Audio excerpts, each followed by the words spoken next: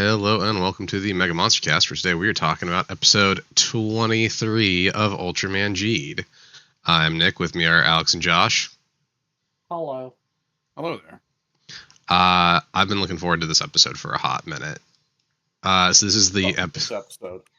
Dude, I love. Again, we were talking about this before we started recording. I love the reveal at the end of the episode that Ari is actually Belial's host. I think that's such a fun twist. And so when she was introduced, I talked about how she's supposed to be the how Dawn Shine inspires Riku. She's supposed to inspire Fukuita K. And I was Belial does that anyway. Yep. And I was just waiting for you guys to call it out. You dirty bitch. Yep. Just waiting to dunk on us for weeks. It's again. I think this is quit the podcast. Not before me. Yep. No, you get next episode. Oh, okay. So this episode does a few things that I really appreciate. How'd you like that most of the episode, whenever we're on Riku, we have that dream-like quality?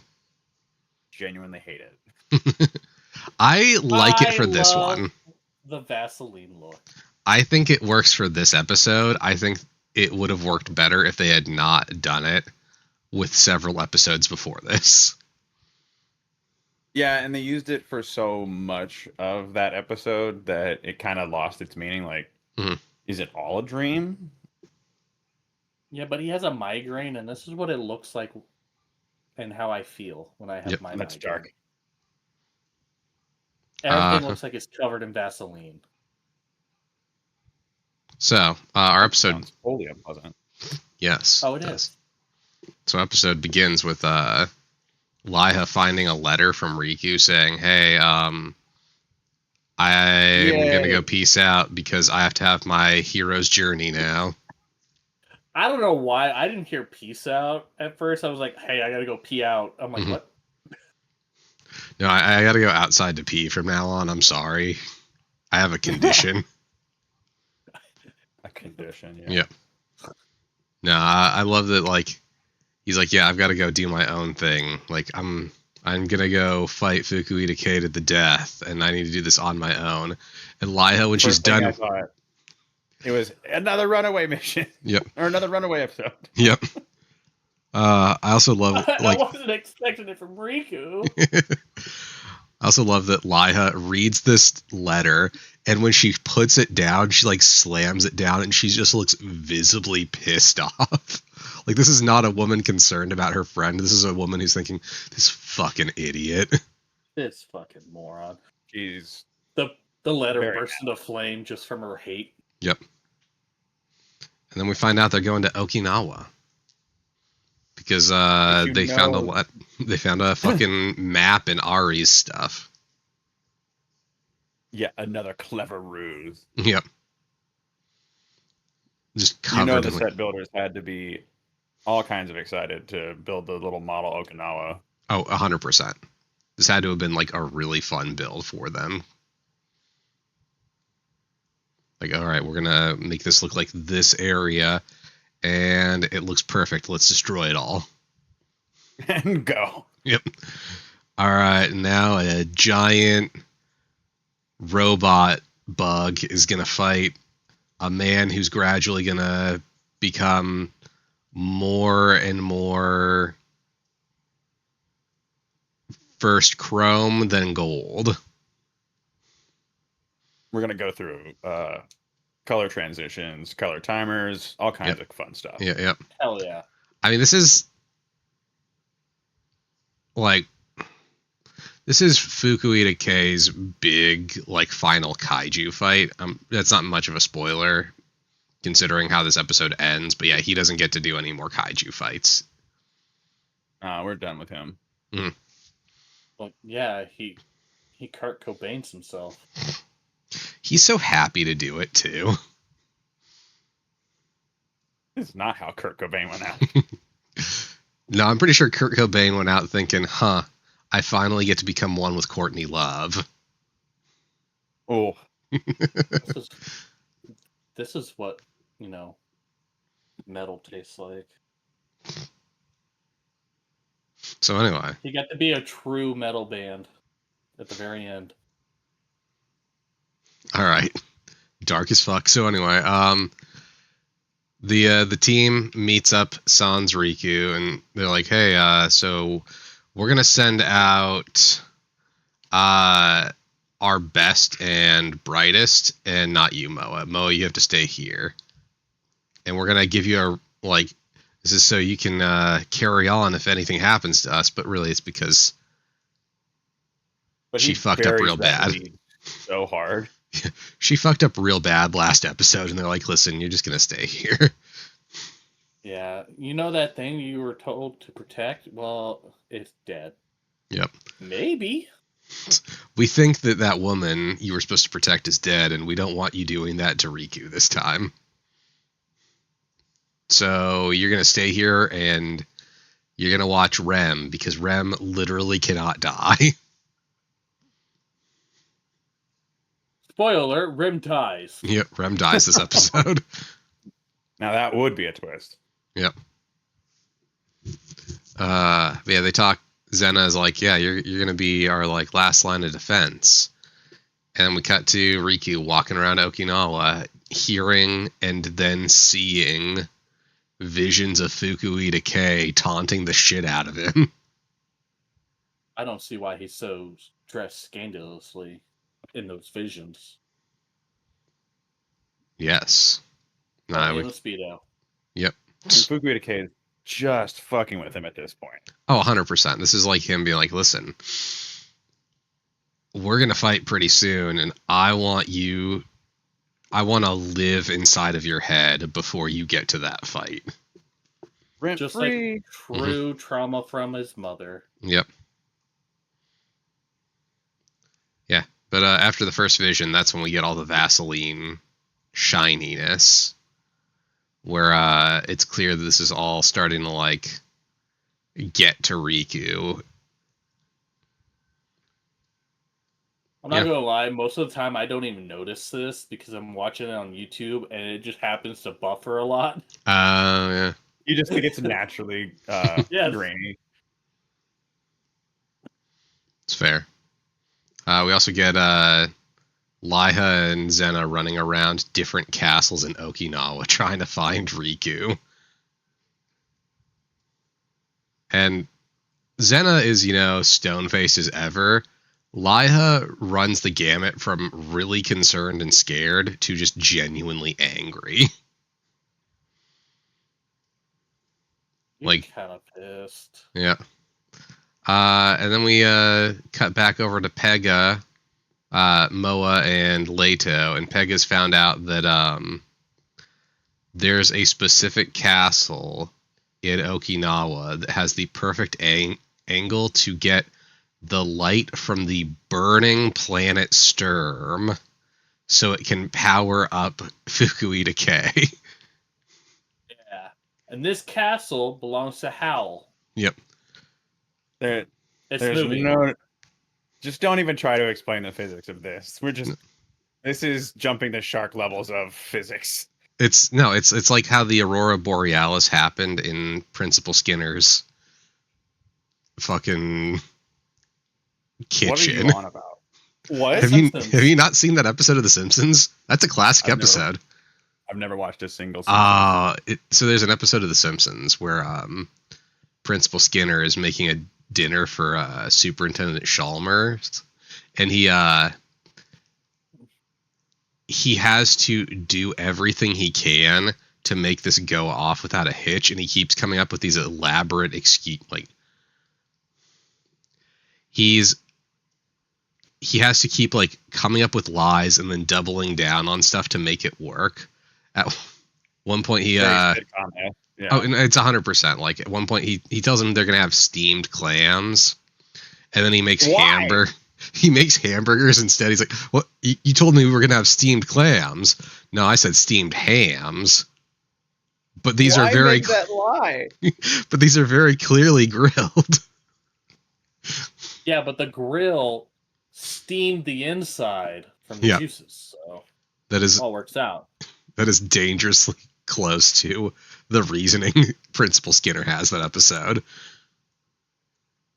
Yeah, Oh, yeah. this when I saw the fucking light of planet Sturm, I'm like, huh, the Aurora Borealis at this time of year, at this angle, at this like location. Okinawa is not in the right place for Aurora Borealis.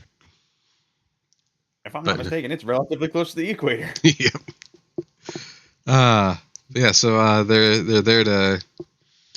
So Fukuhida K's there waxing poetic about how his world was destroyed by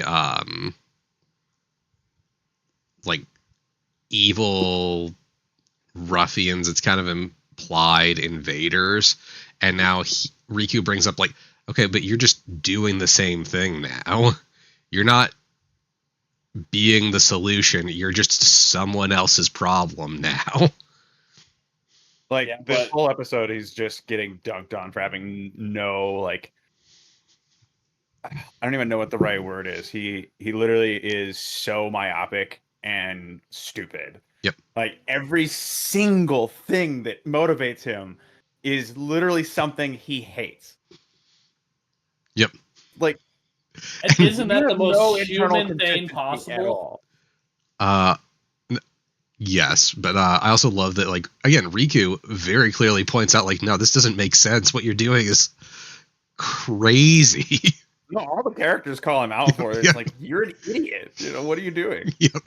Yeah, but he's going to be the solution to at least somebody's problem, and that problem being humanity. Yep. No, like, it's very clear at this point he's, like, just a member of the Belial cult, for lack of a better word. Like, he's just following a charismatic leader to the natural conclusion of this relationship. Yeah, he's 100% given up the idea of autonomous thought. Yep. Which, again, considering how the episode ends, he's given up everything at that point. So Riku finally finds the correct castle. And he and Kay begin to prep for their final battle. And we get the return of maybe our his favorite fusion monster. It's a tough one for me. I do love Thunder Killer too, but this is a really good one. Yeah, like it's a toss up for me. I'm gonna be. It's also the only suit that just didn't fall apart. So. Yeah. So I'm gonna be honest though. I wish he would have gone with Skull Gomorrah, and like it could have tied back into the beginning. That like the final fight they have between each other uses the form they fought first with. But I get it. Yeah. It would be more Star Wars for it to rhyme. Yep. I think that would have been a cooler choice, but at the same point in time, like, I get it. This is probably hypothetically the coolest looking form of the four he uses. So might as well use the cool looking form. But yeah. Not complaining. So they prepare, they transform. And we get, honestly, a really good fight. Like, I will say this is, again, this episode and the next two, like, anything that happens on screen is just really well done. And the choreography for any fights that you're going to get really does a good job of not just saying like, or not just having a good fight, but also doing good storytelling with the fights. Yeah. And that really starts with this one. Like, the choreography is really good. The way that Riku like goes through, okay, we're starting with primitive, then I'm gonna jump to magnificent, which was like my big mid-season form, and now I'm gonna have to go up to. I like that reveal how he gets into Magnificent. Those two. Yeah, that just happens. Yep. Yeah. Yeah, you just see like that flash of green, and then he runs through as Magnificent instead. Yeah, no, again, the choreography, the timing of the fight, it's just really well done. I also love that that Fukuhida K eventually uses the Alien Empera and Dark Lugiel capsules to power up, and he just becomes this giant version of Pedanium Zeton. I think that was the lamest part. I think that was the lamest part. It was like, yes, but it should have transmogrified him a little bit more, and he didn't get to be big really for long at all. That's fair, but I think the reveal at the end of what the actual purpose for those two capsules is kind of redeems that a little bit, because we get the moment of, oh, it's just making him giant. I figured it would, give him like a new transformation or something.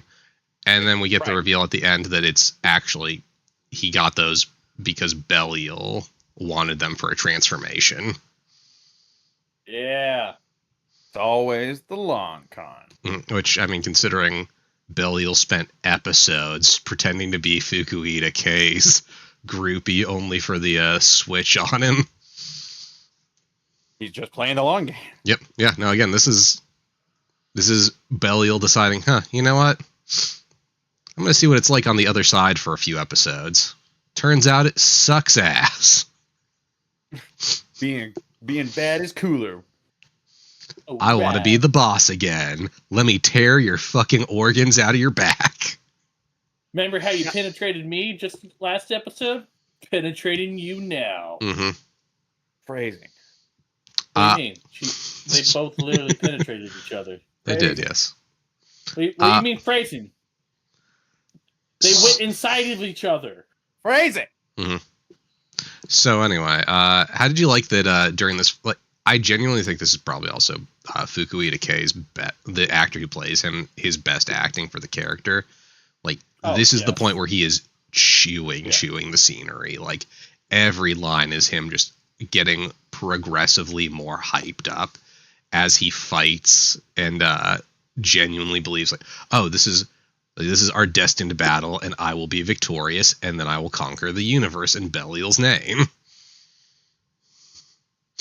This is what I was intended to do. I am going to be the conquering hero villain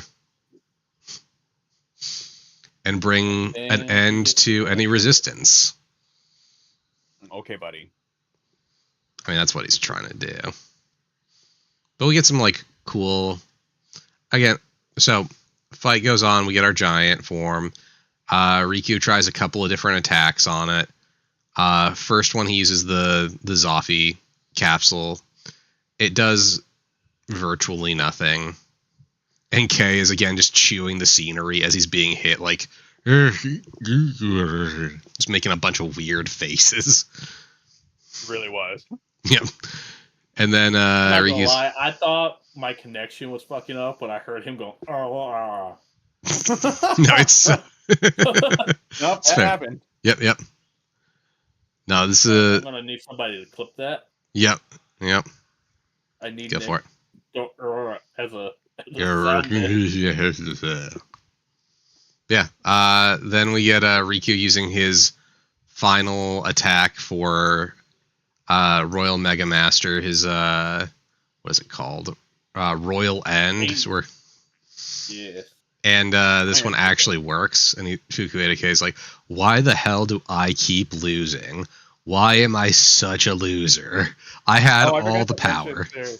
While they're in the kaiju fight still, they literally do the Goku and Frieza punch. Yep. Where they just connected, each one punching each other in the face over each other's arms. Like, yep. Or the fact that he essentially does pocket sand at one point when he gets thrown into the mountain. Mm-hmm. Does pocket sand. He does do pocket sand. And then we get the moment where it's like, why can't I beat you? It's like, this is an anime. Oh, it's 100%. Right. Now do Frieza's voice and say, "Filthy monkey." You know I can't do Frieza's voice. I'm not even try. Do the Linda Young voice. Yes. Filthy monkey. I think I did Cartman instead. I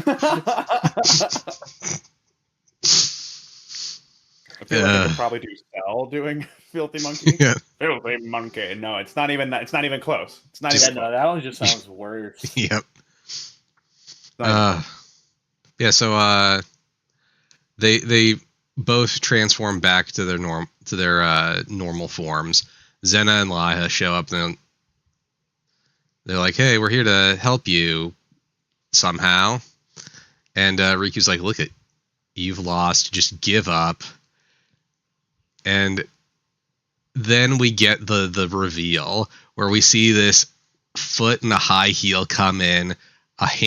She like kneels down, picks up the 2 capsules, and it's such a just fuck you moment because like you see Kay's face. You see it coming. Yeah. Like you see his face where he looks really confused for a second. He's like, the fuck is happening right now? Who is interrupting this important moment? And then you just in the middle of dialogue. Yeah. Who the hell do you think you are? And then Ari just says, "So you really thought you could beat my son?" And that's like, yeah, our big reveal of oh. And then gets penetrated, and she drinks his bladder. Yes, kind of. I did not need the Foley work for that. Anyway, did not need it. No, I showers herself in this juice. Yep. After he screams like he's being torn apart. Because he kind of is. He kind of is. Yep. And then she eats his organ. And we get the reveal. You for your organ meat. Yep. And then like and then we throw away that actress yet again. Yep. Well, we keep getting these little flashes of Belial, and Fukuhida K's like, oh, this is not what I expected, but I'm cool with it. And we get the reveal. That's why it felt so good when you touched me. Yep. We get all the like little reveals of like these various moments. Like, didn't you think it was weird that you could still do a fusion rise even though like I wasn't around anymore? It's because I was around. I was around you the whole time. Yep. I've been playing the part. Do you guys ever watch Dropout? Yep. I've been here the whole time. Yep. Yeah, Sam from Game Changer. Yep, I've been here the whole time. Yeah. Then Belial discards his host and gets ready to go fly off. And I don't need you no more. Yeah, Fukuhida K's like, all right, cool. But ma'am. Oh, husband. You mean I get to literally die for you? Awesome. That's what I was planning on doing the entire time. Cool. Then the principal cast is like, you just got played, fool. And he's like, yes, good. Yeah, this is what I wanted. Now I'm literally a part of him. You literally could not get satisfaction from Fukuhida K. He's just literally like, yeah. Yep. You're going to die in 7 days. Yeah, you guys can go fuck yourselves. Now a part of me is a part of Belial forever. Until he shits it out. Ah. Yeah. I just love like Fukuhida K after this massive betrayal is like, no, you understand. This is awesome. This is everything I've ever wanted. I'm going to go jump off a cliff now. See ya, fuckers. Bye, nerds. Yeah. Hits a rock, somehow survives, and just like that scene from Hot Fuzz, just screams out, "This really hurts." Yep. Get the fucking tower through the jaw. Yep. Yep. But yeah. So we get that, and then we get our reveal of Belial's ultimate plan. That ultimate pleasure and ultimate pain. Kind of, yeah. It does have some Cenobite energy. Element gum. But yeah, then we get Belial's new form. Did you guys expect we were going to get another new form for Belial? Yes. I feel like it's appropriate, but I was not expecting. I'm glad it's not as shitty as the last one. I did not really much care for the Chimeribus one. Yeah. That's fair. It's when you when you get the reveal that it's not his like final form, that it's just his mid-season form, it makes it better. Because then like you're not like, oh, this is it. It's like, oh, okay, this is the stepping stone to the final form. Yeah, much more forgiving at that point. Mm-hmm. Yeah, so we get. Of course, we don't get a big like reveal of the new form. We just kind of get like mostly a silhouette. Yeah, but it's a cool silhouette. So we get Belial's new form, Belial Atrocious, and let me tell you, this form, you're gonna see it more next episode. I really appreciate this form. I think it's trying to do something different with Belial's design. Like most of the time Belial keeps like the same color scheme, and this turns his color scheme on its head in a way I really appreciate. Is it because it's, Dark Lugia? Yes. Demon Lord Dark Lugia, or whatever his full name is? Yep. Yeah, I can't remember. He's technically an evil Ultraman, but yeah. That one's complicated. His power set is nigh infinite, and he can become infinitesimally small or infinitesimally giant, just dependent on his mood. Kind of seems like a broken form when you get into the nitty-gritty of what comprises it. But yeah, so that's our episode. Again, I really like this as the setup for like the this is the first part of the climax, and this is us actually like properly setting up like Belial is back as the final threat. It kind of pushes K off to the side, which was always going to happen because it's kind of obvious he can't be the final villain when Belial is so specifically tied to the characters. And it does a good job of like explaining why we had Ari introduced so late in the game. Which that was actually an so when I was doing my research and talking about the whole her being K's Dawn Shine, apparently like they had always planned on like a big reveal of Belial coming back as like some minor character, but they liked the idea of introducing like this sort of like fangirl kind of character, and then having the twist be that it was actually Belial, giving K kind of a hype man going into the finale so he would work harder. Yeah.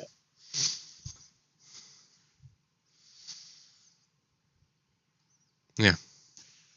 I appreciates it. Yeah. Yeah, so that was our episode. What were you guys' overall thoughts? It's building. Looking good. It is building. Yes. I just really hope that since we got this new form, that the next episode isn't going to be dangerously dark and we only see him in grayscale, essentially. What could you? I really hope that doesn't happen. I mean, this is going to be the finale. Well, the first part, sort of the finale. So we're definitely going to get some grayscale. Oh, as long as it's not watercolors again. Yeah. About that. It's Vaseline covered grayscale. Oh, God. No, it's actually sepia. Vaseline colored sepia. Oh, God. Ew. It's even worse. Yep. It's going to look like a shitty drawing of the Wild West. Yeah, and we're definitely not going to get introduced to another character. Yep. So anyway, yeah, that was the episode. Tune in. Think about himself now. Tune in next time where we get into the the proper of the last 2 episodes. Bye-bye. Bye now.